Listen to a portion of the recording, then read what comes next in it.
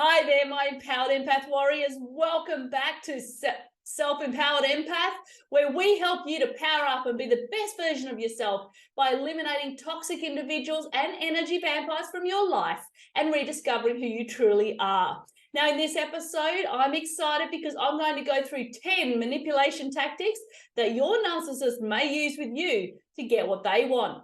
But first, how about we go over exactly what a narcissist is? Let me just explain a little bit about what you can expect if you're to come across a narcissist or if you're in a relationship with one.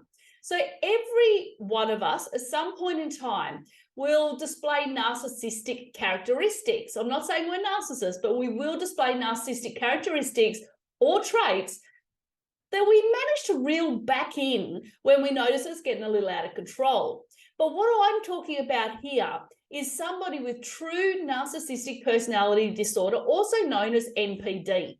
Now, please note as I talk about this that I'm not a trained psychologist, so I'm not giving you any medical advice at all, but purely information you can use to help figure out your truth and power up. And I have been through relationships with narcissists, so I know exactly how traumatizing it can be. And so I'm here to help you not only get through it, but thrive in the process. Now, when we think of a narcissist, we often think of those extroverted individuals that are out there at a party talking about themselves, totally ego-driven and not allowing anybody else to get a word in edgewise. We see them as overly confident. We see them as pompous and absolutely full of themselves. How many of us know somebody like that? However, not all narcissists are like that. And in fact, I don't believe that it's the overt narcissists or the really extroverted ones that I've just been speaking about that are the most dangerous. I actually believe it's the covert narcissists because they hide behind the scenes and they're very manipulative. And these are the ones that we need to watch out for. These people are the master manipulators, and they will use a variety of tactics, which I'm going to be going through in this particular episode, to maintain control over you while appearing innocent in the process. And it's not until they take it a little bit too far that people start to recognize exactly what they're doing. Now, I've been in a very close relationship with covert narcissists before, and it's a very painful experience to go through, which is why I am bringing you this episode. So you may see the signs a little earlier than what I did. But even so, I believe that every experience that you have in your life, all relationships are there to help us to grow and to tap into that shadow side and to become that powered up version of ourselves. And these covert narcissists have allowed me to do that. That does not mean it's any less painful, but it does mean that if you can actually change your perspective on it, and once you're out of the situation, you can actually look at it in a different way and go, okay, what have I learned from it? And how have I powered up through the process? And then you'll be able to, be a little bit easier regarding it. Now, the covert narcissists, they start off innocent and they don't show the high levels of grandiosity or self-promotion that the overt narcissists do. So them appearing innocent actually allows them to stay low until they're ready to pounce. They're extremely sensitive to criticism and rejection, which is why it makes it very difficult to reason with them or to maintain a healthy relationship of any sort. However, the superpower that the covert narcissist will have is their ability to emotionally manipulate somebody without anybody noticing.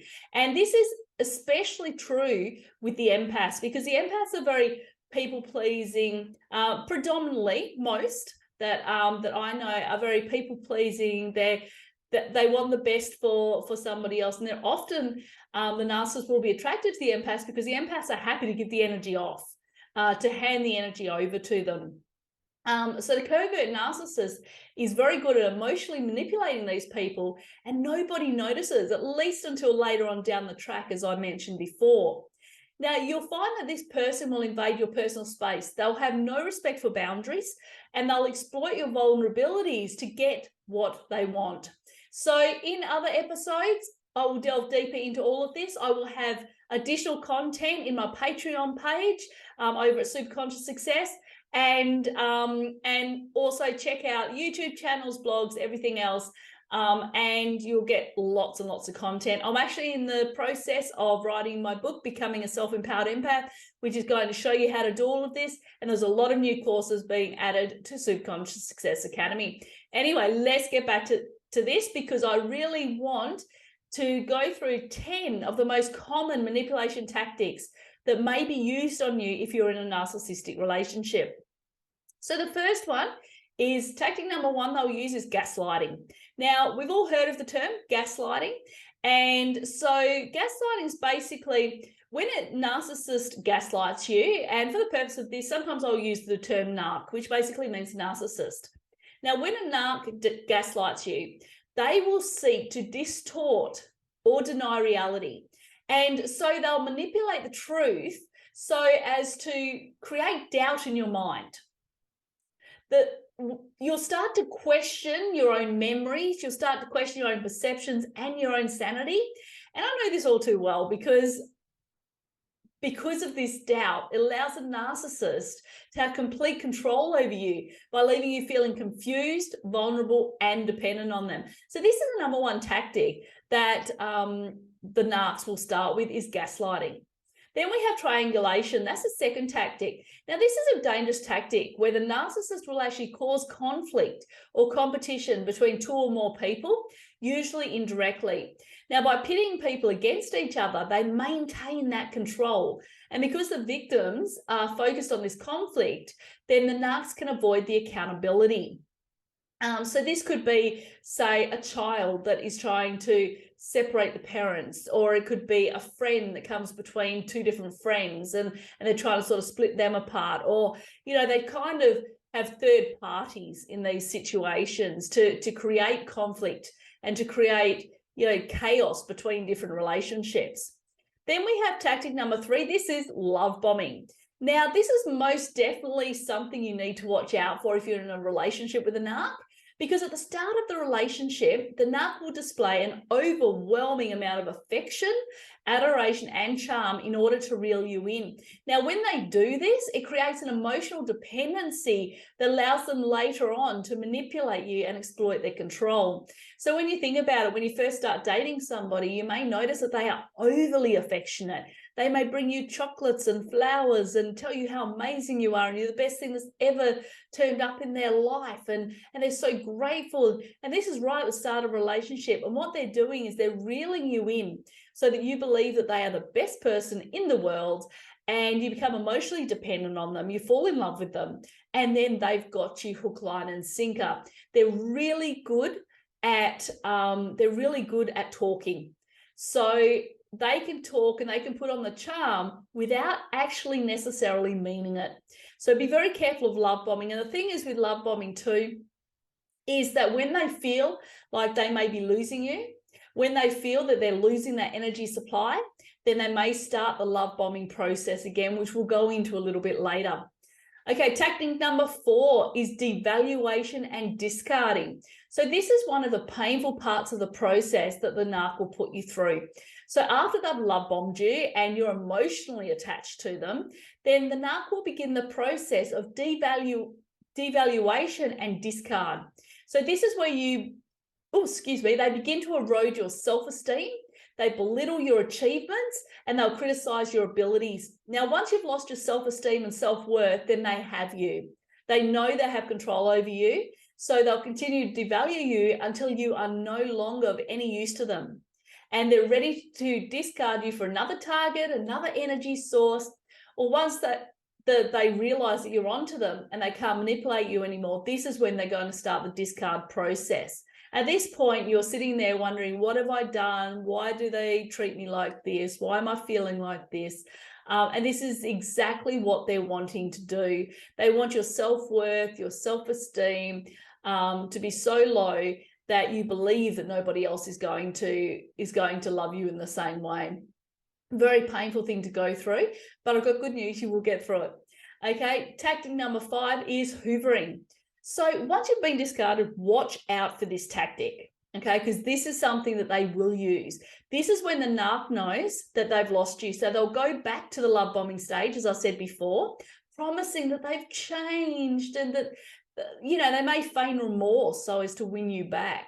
All of a sudden, they're a different person and they're not going to make the same mistakes, and they love you so much because they know that the person who was there for them the most and that gave them the most praise and gave them the most energy is no longer there. So they try to reel you back in again. Now, this is also incredibly painful because once they have you back, they start the whole process over and over again. So if you are in a relationship with a narc, you have been discarded or you've walked away, you make sure that you don't go back to that hoovering process. Make sure you don't fall for their tactics because, like I said, they are really good talkers and they talk the talk, but they don't walk the walk.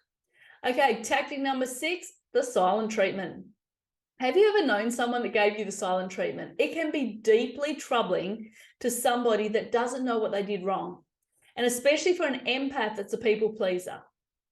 The narc will use this manipulation as a way to control or to punish you. And when they give you the silent treatment, they are withdrawing their affection, their attention, and also their communication in a way to instill fear in you and allow them to maintain control. Now, alongside the silent treatment, you'll find that they might ghost you as well. And ghosting is kind of another aspect of it where all of a sudden they just don't contact you anymore. They don't call you, they don't message you, they don't respond to any text, they don't respond to anything that you put out there. They completely ghost you. You don't know where they are, you don't know what's happened to them. It's almost like they've fallen on the other side of the planet, and that's manipulation. That's ghosting. Okay, now we get to tactic number 7 as projection. So if you've ever been with a narc, you'll understand the term projection, because this is when they'll project their own flaws, their own behaviors and emotions onto you, so that you start to question your own behavior while they can evade accountability. So this therefore undermines your self-confidence and allows them to shift the blame and responsibility.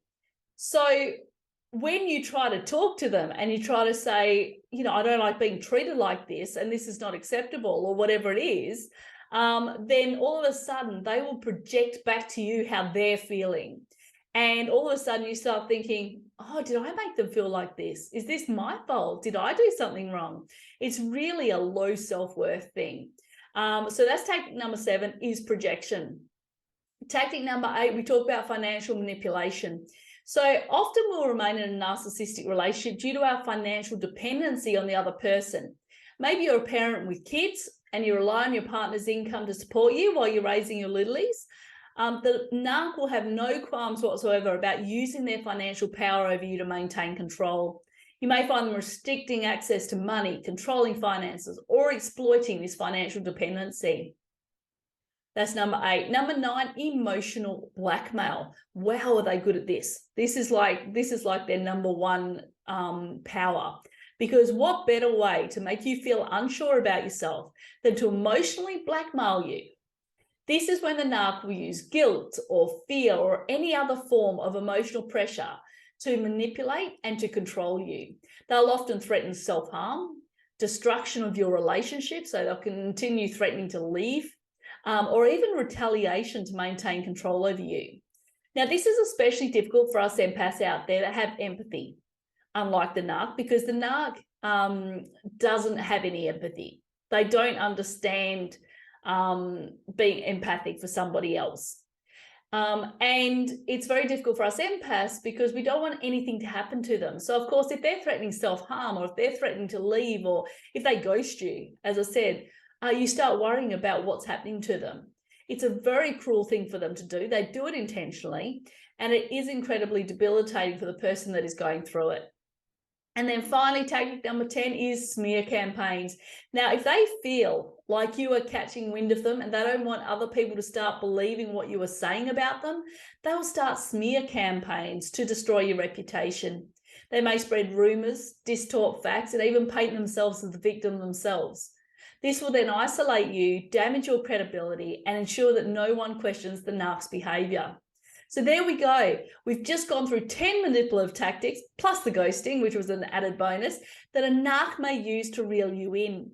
Now, as I said, it is a difficult process to go through. The healing from narcissistic abuse or from the abuse of any sort of emotional manipulation or being around energy vampires can be very difficult. And so myself and my really good friend are actually creating a self-empowered empath mastermind, which will be starting before long. So sign up for the Self-Empowered Empath Inner Circle, and we will let you know as soon as it becomes available. We're very excited about it. I'm also writing my Becoming a Self-Empowered Empath book. We've also got the YouTube channel, we've got the blog, and I've got my Patreon page that you can go to if you're wanting extra content. So there is so much coming up that myself and my good friend Tara Abundance are going to be creating for you. If you do need any additional help, remember the coaching. You can go across to spiritual coach Jen Matthews and sign up for a quick call that we can have a chat. Otherwise, keep an eye out for some more incredible episodes that I'm going to be bringing to you. Thank you so much for joining me today. I look forward to chatting to you later. Okay, bye.